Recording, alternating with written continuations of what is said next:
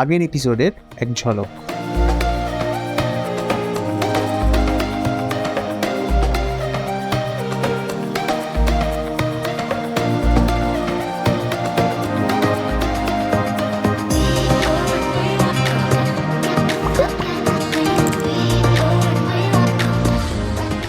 Episode শুরু করার আগে প্রত্যেকবারের মতো বলে দিই, ভালো লাগলে লাইক আর একটা কমেন্ট করে যেও, আর সাবস্ক্রাইব না করে থাকলে অবশ্যই সাবস্ক্রাইব করে দিও।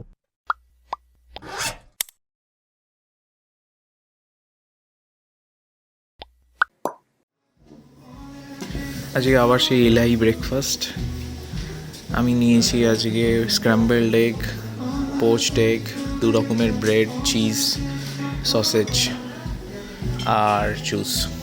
এরপরে নেব ওখানে গিয়ে আমি ওটস আর কফি। এটা হচ্ছে ইন্টেরিয়রটা, ভালো আছে। হোটেল কোকুন, সালজবার্গে, স্টেশনের পাশেই। যদি কেউ সালজবার্গ আসো, আমার মনে হয় এটা আমার রেকমেন্ডেশন থাকতে পারো, রিজনেবল প্রাইস। ঠিক আছে, তাহলে সালজবার্গ, টাটা, বাই বাই। আশা করছি আবার দেখা হবে। Tata. Another day, another plan, 4th day, 10th April আজকে সালজবার্গে। আর আজকে আমাদের সালজবার্গের প্ল্যান হচ্ছে সালজবার্গ ভ্রমণ উইথ সালজবার্গ কার্ড। দেখা যাক কতগুলো ডেস্টিনেশন আমরা কভার করতে পারি। আর ফার্স্টেই আমাদের শুরু হলো অ্যালপসের ভিউ দিয়ে। তো আজকে we are running around the clock. আমাদের অনেকগুলো জায়গা কভার করার আছে। সালজবার্গ কার্ডে প্রায় 20-25টা মতো ডেস্টিনেশন কভার করা যায়। আর আমরা হাতে আজকে বেশি টাইম নেই, 4টের সময় ট্রেন, তো আমরা 5-6টা মেন জায়গা কভার করব, starting with Mirabel palace. So let's go.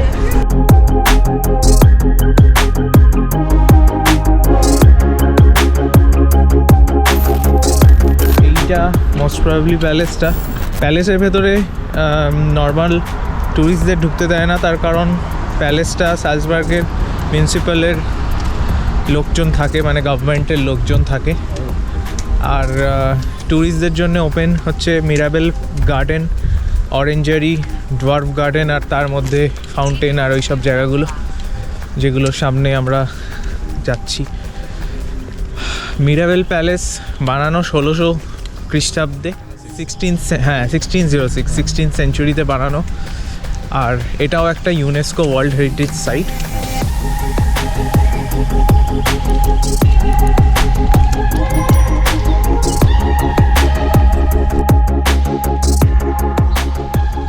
তো মিরাবেল প্যালেস, এই যে হিস্টোরিক বিল্ডিংটা, এটার যে আর্কিটেক্ট মানে যে বানিয়েছিল আর কি 1606 সালে, সে হচ্ছে উলফ ডিয়েট্রিক, তার ওয়াইফের জন্য বানিয়েছিল। তো যেটা বলছিলাম, এটা একটা world heritage, UNESCO world heritage site. আর এই মিরাবেল গার্ডেন যেটা, সেই মিরাবেল গার্ডেন 1590-তে পুরো রিডিজাইন করা হয়েছে। এখানে মেইন জিনিস হচ্ছে এই পেগাসাস ফাউন্টেন।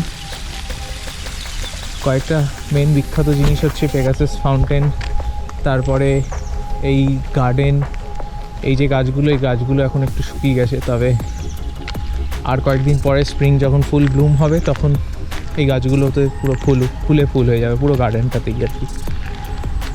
আর এর মধ্যে যেটা একটা স্পেশাল জিনিস যেটা যাবো, সেটা হচ্ছে ডোয়ার্ফ গার্ডেন। দেখি ডোয়ার্ফ গার্ডেনটায় যেতে পারি কিনা। ডোয়ার্ফ গার্ডেনটায় বলা হতো যে 28টা ডোয়ার্ফ স্ট্যাচু আছে, যেটা এখন শুনছি 17টা। স্পেশাল জিনিস হচ্ছে এই ডোয়ার্ফ স্ট্যাচুগুলো উইন্টার্সবার্গের যে একটা বিখ্যাত মার্বেল, ইউরোপের সব থেকে পুরনো মার্বেল, সেগুলো দিয়ে বানানো। তাছাড়া আছে রোজ গার্ডেন, অরেঞ্জেরি, আরও বিভিন্ন জায়গা এই মিরাবেল, পুরো এই মিরাবেল প্যালেস অ্যান্ড গার্ডেনের পার্ট হিসেবে। মিরাবেল প্যালেস অ্যান্ড গার্ডেন যাওয়ার পরে, নট প্যালেস, অনলি গার্ডেন যাওয়ার পরে, এবার আমাদের নেক্সট ডেস্টিনেশন হচ্ছে হোহেনসালজবার্গ ফোর্ট্রেস, যেটার এন্ট্রি আছে আর যেটা ওপরে ফিউনিকুলার রাইড দিয়ে যেতে হয়, মানে রোপওয়ে টাইপের। Let's go. আচ্ছা হ্যাঁ, হোহেনসালজবার্গ ফোর্ট্রেসের পার পারসন ইউরো হচ্ছে অ্যাডাল্ট 17 ইউরোস এন্ট্রি, আর যদি সালজবার্গ কার্ড থাকে তাহলে 1 এন্ট্রি ফ্রি। তো আমাদের কাছে সালজবার্গ কার্ড আছে, which is 27 euros for 24 hours. So let's see what Salzburg has for us. Chalo.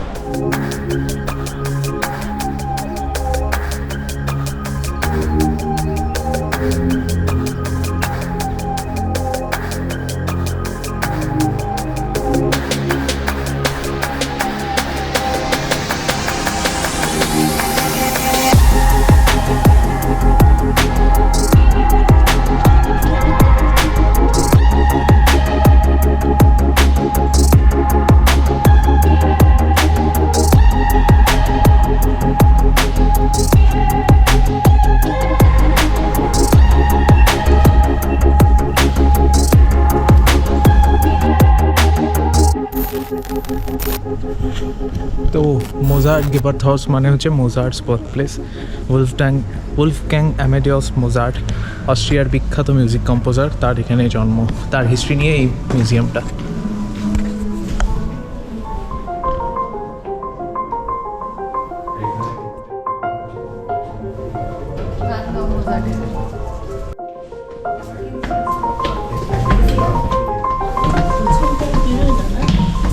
তো সালজবার্গ কার্ডে ফ্রি এন্ট্রি, বাট সালজবার্গ কার্ডের হচ্ছে 27 ইউরোস পার অ্যাডাল্ট, আর নইলে 12 ইউরোস। না, কিন্তু যদি সামার সিজনে আসে তাহলে তো 30 ইউরো। 1 মে থেকে 31 অক্টোবর অবধি 30 ইউরো, আর অফ সিজনে এলে 27 ইউরোস। তো এইদিকে হচ্ছে মিউজিয়াম।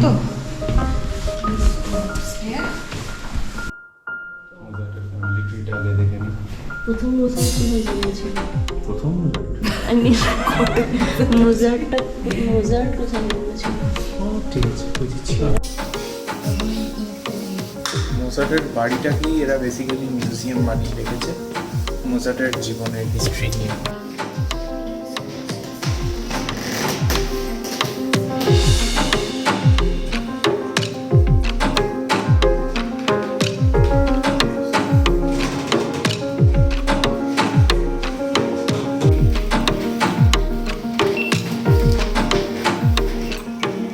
এখানে মোজার্টের মিউজিক শোনার ব্যবস্থা আছে।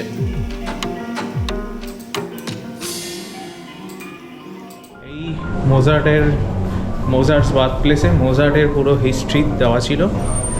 মোজার্ট হচ্ছে অস্ট্রিয়ার ক্লাসিক্যাল মিউজিক্যাল সবথেকে famous music composer, but Mozart unfortunately নিজের লাইফস্টাইলের জন্যে 35 ইয়ার্স অফ এজে মারা গেছিলো। আর তার মেইন ওর টাইম এখানে জন্ম, তারপরে ওর কাজের জন্য ও ভিয়েনাতে শিফট হয়েছিল। এই মোজার্টেরই জীবন আর হিস্ট্রি আর মোজার্টের পেরেন্টস আর মোজার্টের ফ্যামিলি আর বাকি জীবন নিয়ে এই মোজার্টস মিউজিয়াম। ও আর একটা মজার জিনিস বলতেই ভুলে গেলাম, এই যে মোজার্টের বাড়ির নাম্বার হচ্ছে নাম্বার 9, আর মোজার্টের একটা ফেমাস গান আছে নাম্বার 9 বলে কম্পোজারিংয়ে, দেখবি নাম্বার 9 মোজার্ট বলে সার্চ মারবি, ওটা খুব ফেমাস একটা মিউজিক। ওকে, এইখান থেকেই এসছে। নাম্বার 9 গিটারগেটসের স্ট্রিটে জন্ম।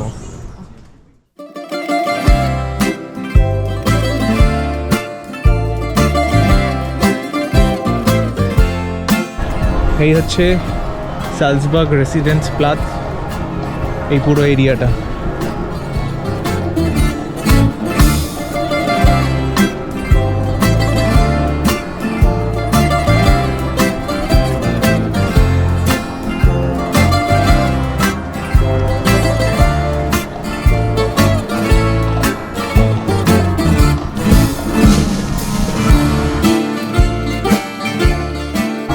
Salzburg Cathedral.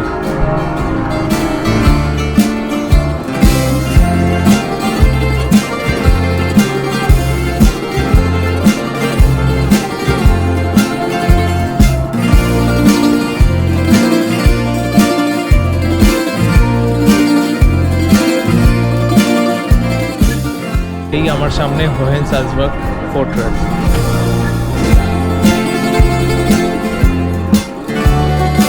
চলে এসেছি সালজবার্গ ফোর্ট্রেসের এন্ট্রান্সের এখানে। এই ফেস্টুংস বান মানে হচ্ছে ফিউনিকুলার। হ্যাঁ,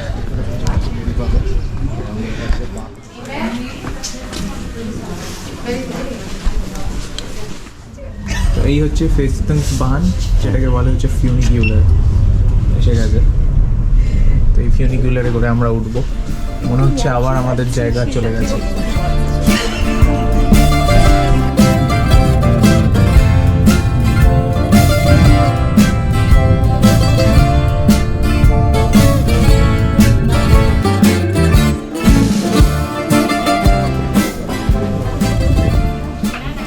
আমরা ফোর্ট্রেসের টপে এসে পৌঁছেছি। হোহেন সালজবার্গ ফোর্ট্রেস এর মিনিং হচ্ছে হাই সালজবার্গ ফোর্ট্রেস, আর এটা হচ্ছে সালজবার্গকে ফোর্ট্রেস সিটি বলা হয়। তো লার্জ মিডিয়েভাল টাইমে এই সালজবার্গের এই ফোর্ট্রেসটা বানানো হয়েছিল, আর এটার অল্টিটিউড হচ্ছে 506 মিটার। আর এটা বানিয়েছিল হচ্ছে প্রিন্স আর্চবিশপ অফ সালজবার্গ 1621 সালে। তো এই ফোর্ট্রেসটা 900 বছর পুরনো, যেটা 820 স্কোয়ার ফিট হচ্ছে এরিয়ায়, which is making one of the largest medieval castles in Europe. সেই বিখ্যাত হাই সালজবার্গ ফোর্ট্রেস বা হোহেন সালজবার্গ ফোর্ট্রেস, যার আমাদের পেছনে হচ্ছে অ্যালপস আর সামনে হচ্ছে সালজবার্গ সিটি। 3 দিন আমাদের যা কষ্ট দিয়েছে সেটা আজকে রোদ দিয়ে উসুল করে দিয়েছে।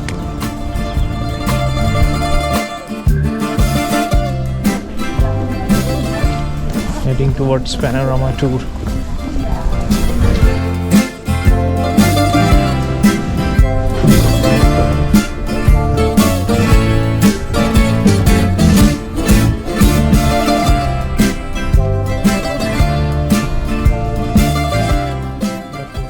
একদম টপে এখন, এখান থেকে পুরো চারিদিকে প্যানোরামিক, সামনে সালজবার্গ সিটি, পেছনে অ্যালপস। দেখো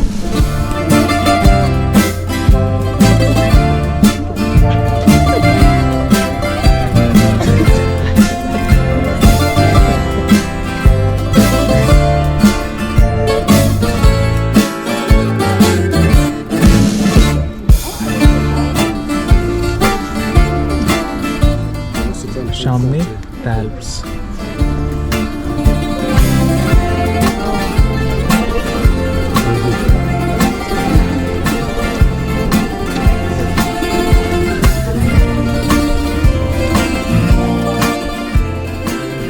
এখানে ছবি তুলি না কেন মন ভরছে না, তাই ছবি তুলেই যাচ্ছি। চলো এবার এখান থেকে নামি হোহেন সালজবার্গ ফোর্ট্রেস থেকে।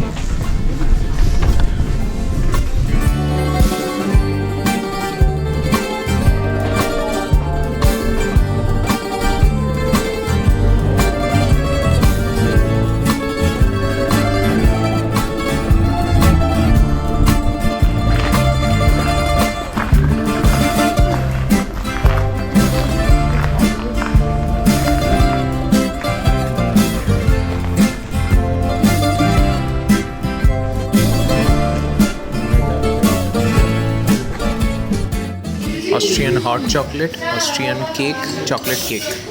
কেমন রে এগুলো? 10 মানে এইটা তো পুরোনো সবচেয়ে রেসিপি অস্ট্রিয়ান, আর এগুলো তো মিষ্টিগুলো একদম perfect. Saint Peter's archabbey বলতো একে, আর এটা হচ্ছে অস্ট্রিয়া সিটি সালজবার্গের ফর্মার ক্যাথেড্রাল। আর এইটা হচ্ছে জার্মান স্পিকিং ওল্ডেস্ট মনাস্ট্রি, মানে যেটার ফাউন্ডেশন হয়েছে 696 BC। তোমরা বুঝতেই পারছো কতটা পুরনো এই মনাস্ট্রিটা, সেন্ট পিটার্স অ্যাবে। এই যে ভেতরে যে আর্কিটেকচারটা ছিল, এই আর্কিটেকচারটাকে বলে ব্যারক আর্কিটেকচার, যেটা অরিজিনেট হয়েছে ইটালি থেকে। এই চার্চটা ফাউন্ড করেছে সেন্ট রুপার্ট। এই ক্যাথেড্রালটা 1181 AD-তে বানানো। তো এই ছিল সেন্ট স্টিফেন্স ক্যাথেড্রাল।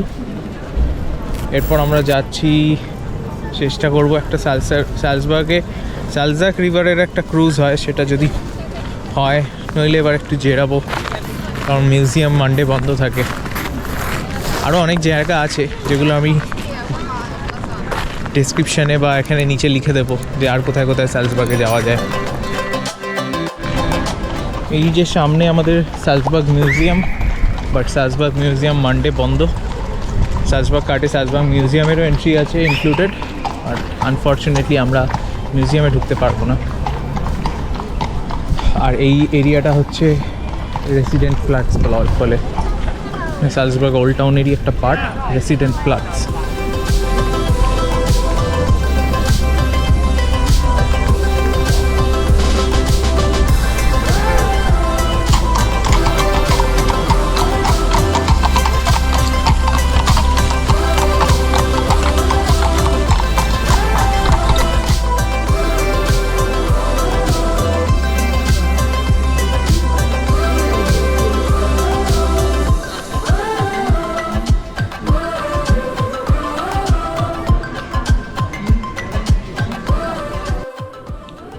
এটাই হচ্ছে গেট, আমি হয়তো ভুলভাল বলছি, গেটরেদের গ্যাসে, যেটা হচ্ছে সালজবার্গের মেইন শপিং স্ট্রিট।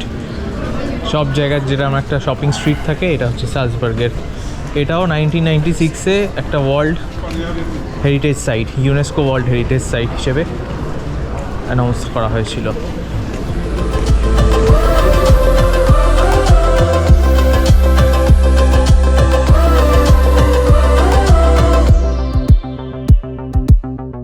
আনফর্চুনেটলি আমাদের সালজবার্গে ক্রুজ করা হলো না, তার কারণ সালজাক রিভারে জলের স্রোত কম, আর ওরা দেখছে যে দুটোর ক্রুজটা করা যাবে কি না। বললো 3টে অবধি দেখবে, প্রত্যেকে 1 ঘন্টায় ক্রুজ, তো 3টের আগে ওরা ডিসাইড করতে পারবে না। আর আমাদের 4টের সময় ট্রেন, তো আমরা 3টের ক্রুজ যদি ডিসাইড করে বলেও আমরা নিতে পারবো না।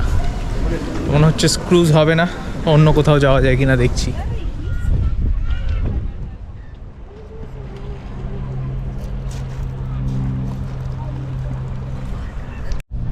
এই হচ্ছে সালজাক নদী, যার ক্রুজ ওই সামনে হয়, বাট আনফর্চুনেটলি নদীতে জল কম হওয়াতে এই ক্রুজটা হচ্ছে না।